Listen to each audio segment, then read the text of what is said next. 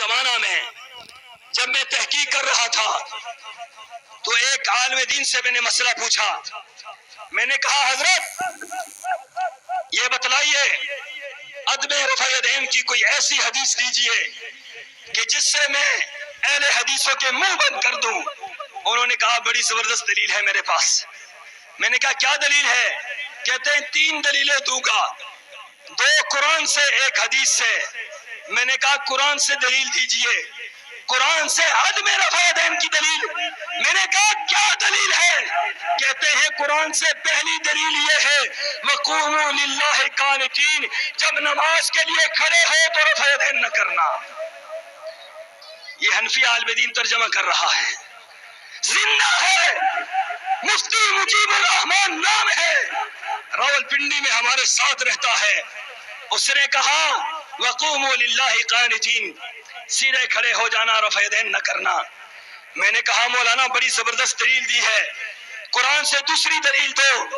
اس نے کہا دوسری دلیل قد افلح المؤمنون الذين هم في صلاتهم خاشعون، وہ مومن فلاح پا گئے جو نماز کے اندر رفع یدین نہیں کرتے ہیں.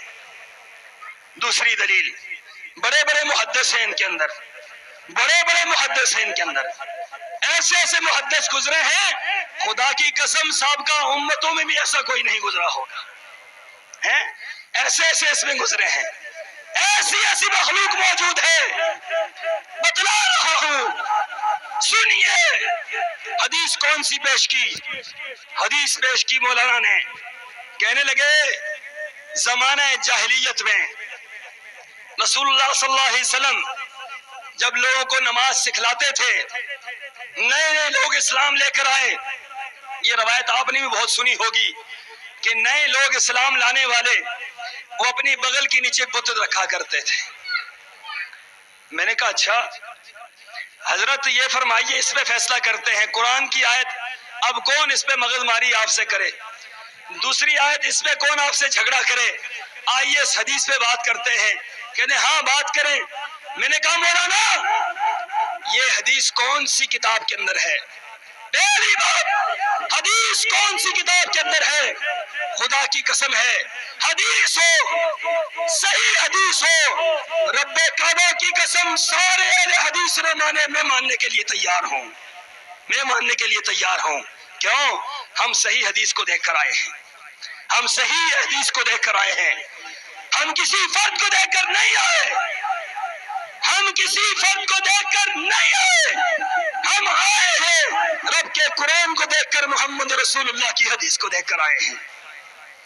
ہم کسی فرد کو نہیں دیکھا، کسی فرد کو دیکھ کر ہم آئے ہیں اور وہ فرد تھوڑا سا ڈھیلا ہو ہم بھی ڈھیلے ہو جائیں.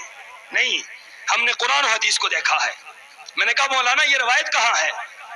کہنے لگے کل بتلاؤں گا. کل آ گئی. میری ایک عادت تھی کہ میں جو سوال کروں اس کا پیچھا نہیں چھوڑتا تھا. اگلے دن میں نے کہا مولانا بتلائیے وہ کہاں ہے. کہتے ہیں یار نہیں ملی، کل بتلاؤں گا. میں نے کہا اچھا اس طرح کرے، 1 ہفتے کے بعد، 1 ہفتے کے بعد بتلا دوں گا. 1 ہفتے کے بعد ملے. کہتے مولانا نہیں ملی. میں نے کہا پھر کب بتلائیں گے؟ کہتے 1 ہفتے بعد بتلاؤں گا. 1 ہفتہ اور چھٹی لے لی. 2 ہفتے گزر گئے، 3 گزر گئے، 4 گزر گئے. 4 ہفتوں کے بعد میں نے مولانا کا گریبان پکڑ لیا. میں نے کہا مولانا یا تو یہ حدیث دکھائیں یا پھر رفع یدین شروع کریں. کہنے لگے بات یہ ہے میں نے دیوبند تک خط لکھا ہے، میں نے پورے پاکستان میں جامعہ اشرفیہ میں خط لکھا ہے، دارالعلوم کراچی میں خط لکھا ہے، اکولا خطک میں خط لکھا ہے. ہر طرف سے یہی جواب آتا ہے کہ عدم رفع یدین کے معاملے میں جو یہ دلیل پیش کی جاتی ہے دنیا کی کسی حدیث کی کتاب میں موجود ہی نہیں ہے. دنیا کی کسی حدیث کی کتاب کے اندر موجود نہیں. عجیب دلیل کیا ہے؟ رسول اللہ کی حدیث کتنی مخالفت. اپنے مسلک کو ثابت کرنے کے لیے دن کو رات بناتے ہیں، رات کو دن بناتے ہیں. صبح